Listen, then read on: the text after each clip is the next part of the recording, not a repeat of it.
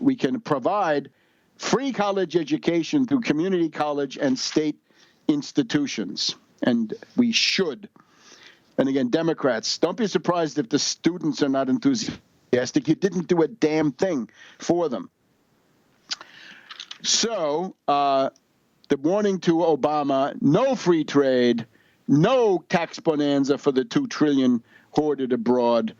And it is interesting now to see the response of Obama. The post-election press conference, once again, more fight from Obama, although in an understated way, than we've seen perhaps in a long time. Now, you normally calculate Obama will cave in. Remember what the threat is.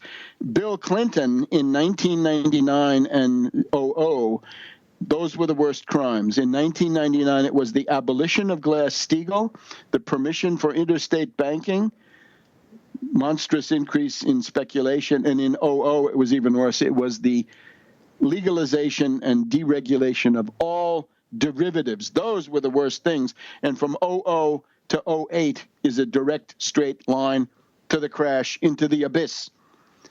So those interesting points. Little note on the role of Rand Paul.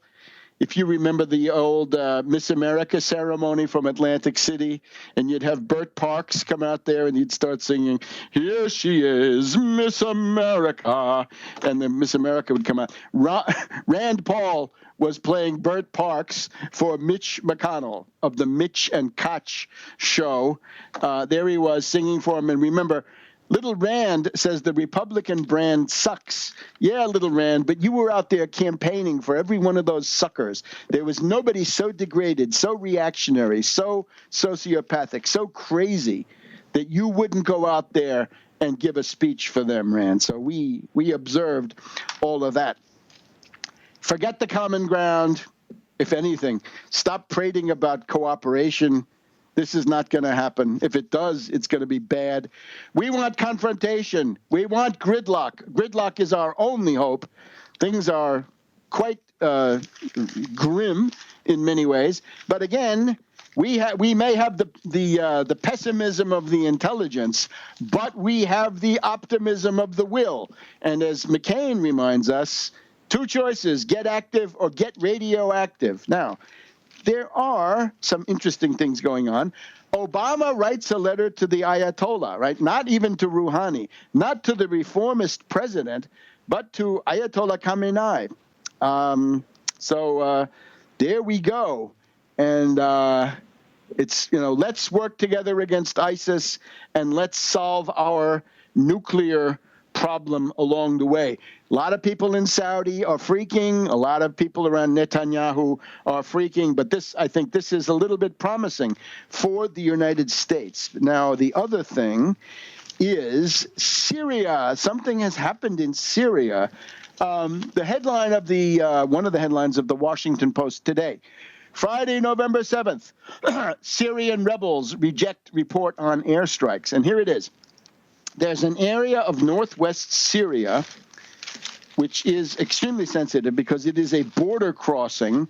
It's one of the border crossings from Turkey that's closest to Aleppo. It's a strategic point on the map. And we're talking about Bab el Hawa. Bab meaning gate, as I learned. Hawa, H-A-W-A, that's the crossing.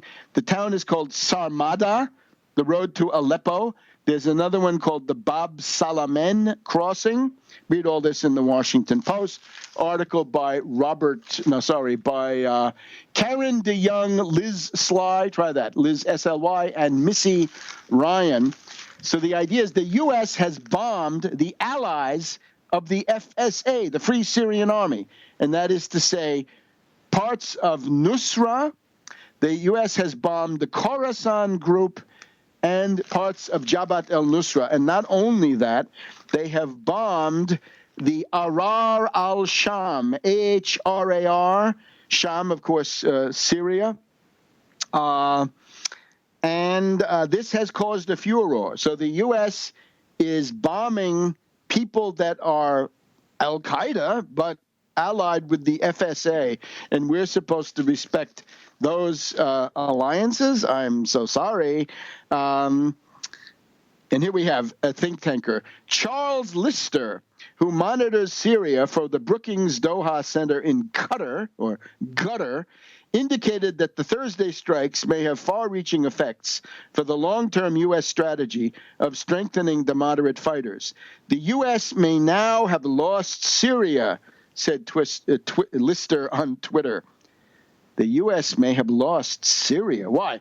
Because the FSA insists on allying with al-Qaeda against ISIS? Well, good riddance to that Syria, right? The real Syria, the real moderates are all in the parliament there, right? The moderate opposition is sitting in the parliament in Damascus, where they exercise the role of a parliamentary opposition, and their rights are thoroughly guaranteed.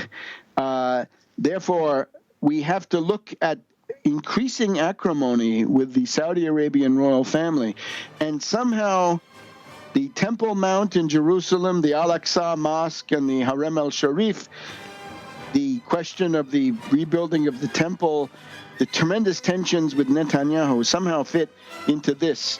Is Obama attempting a rapprochement with Iran? Now, that would be a legacy. You want to go for your legacy, do something like Nixon and